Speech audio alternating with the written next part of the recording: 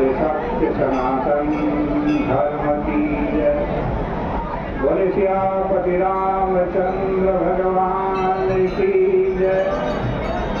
पतित पावनी मलिमल हारिणी मंगलकारिणी मोक्षदायिनी माँ गंगा मैया का ये पवित्रतम तीर्थ हर की पेड़ी ब्रह्मकुंड है। बड़ी पावन चर्चा श्री रामचरितमानस से आप श्रवण कर रहे थे। लंका का युद्ध स्थल है और मेघनाथ भयंकर युद्ध कर रहा है। लक्ष्मण जी से संघर्ष करते हुए मेघनाथ को प्रत्येक क्षण अपनी पराजय का अनुभव होने लगा कि मैं लक्ष्मण जी से हार जाऊंगा। उसे ऐसा लगा कि क्षण भर का विलंब भी उसे मृत्यु के मुख में ढकेल देगा। श्री लक्ष्मण जी के द्वारा उसका रथ पूरी तरह विनष्ट कर दिया गया था और उसका अंग प्रत्यंग बाणों से बिध गया। ऐसी स्थिति में प्राणों के जाने की आशंका से उसको यह प्रेरणा प्राप्त हुई कि अब तो मेरे पास जो सबसे घातक अस्त्र है, वीर घातिनी जो शक्ति है, उसका प्रयोग करें। और मेघनाथ को जो ये शक्ति प्राप्त हुई थी, इस शक्ति को अब व्यर्थता का वरदान प्राप्त हुआ था कि ये व्यर्थ नहीं जाएगी। दिव्य शक्ति का प्रहार होते ही भगवान अनंत यानी लक्ष्मण जी मूर्छित हो गए।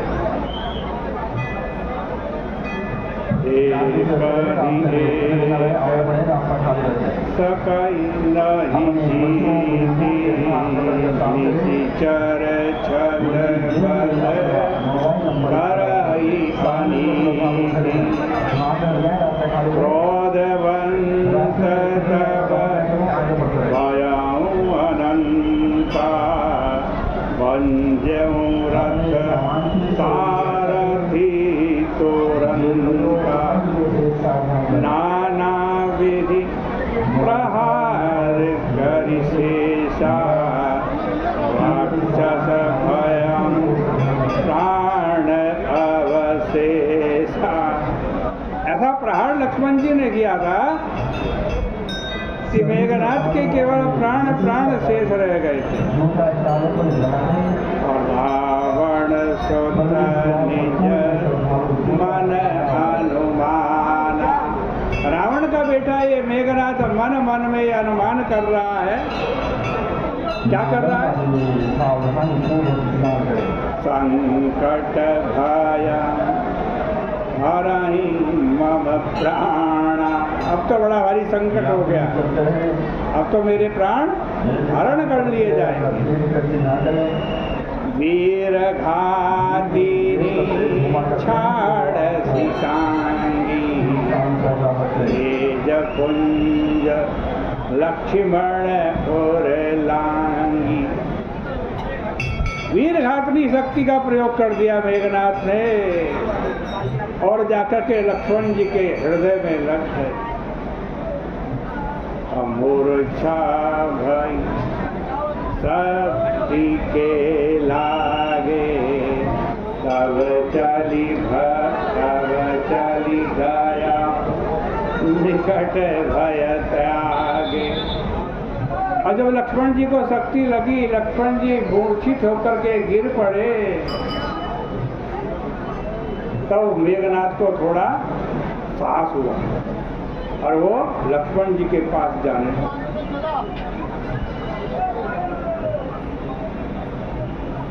जैसा कि मैंने पहले भी कथा में बताया कि मेघनाद के अंतःकरण में अपने पिता रावण के प्रति प्रगाढ़ भक्ति थी।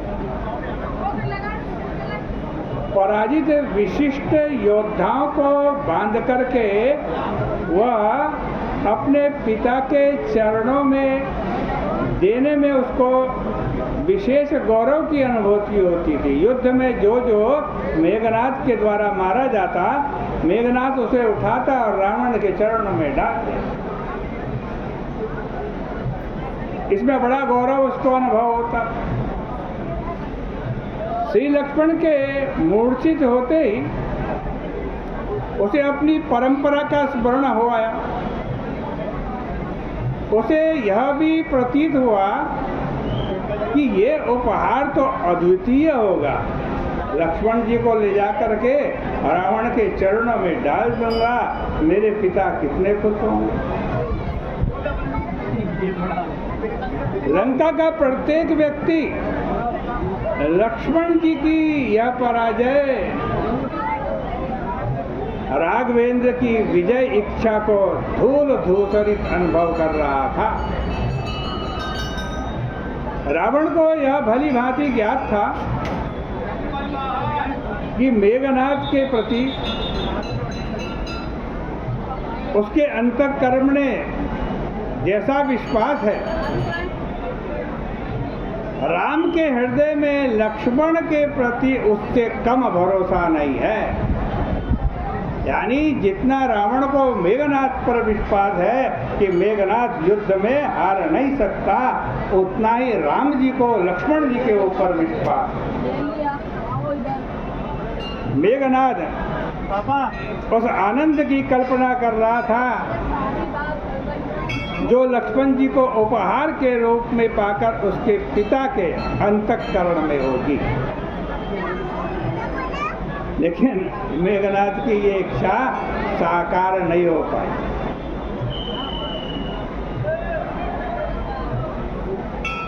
मेघनाद गया, लक्ष्मण जी को उठाने लगा, अपनी समस्त क्षमताओं का प्रयोग किया लक्ष्मण जी को उठाने के लिए। लेकिन पसीने पसीने हो जाने पर भी निराशा ही उसके हाथ लगी। आश्चर्यचकित होकर वह केवल अपनी ही नहीं, अपनी सेना के अनेक योद्धाओं की दुर्गति देख रहा था। कई सारे वीर एक साथ आए और लक्ष्मण जी को उठाने लगे। मेघनाद सम कोटि सता, मेघनाद के समान बलवान 100 करोड़ योद्धा। मेघनाद सम कोटि सता, योद्धा रहे उठा। 1 करोड़ योद्धा लक्ष्मण जी को उठा रहे हैं, जो मेघनाद के समान बलवान। जगदाधार शेष किमी, उठे चले किसी आर।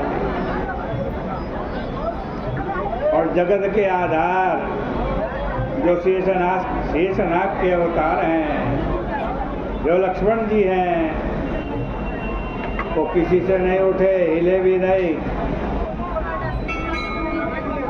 सब के सब लक्ष्मण जी के शरीर को, जो कि मूर्छित है, उसको उठाने में असमर्थ हो गए।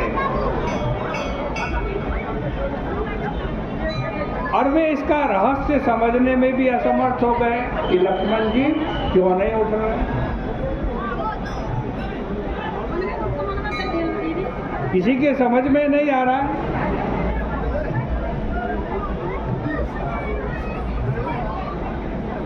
पर भक्त कवि की दृष्टि में यह रहस्य छिपा नहीं रहा और वह इसका रहस्य प्रकट करने के लिए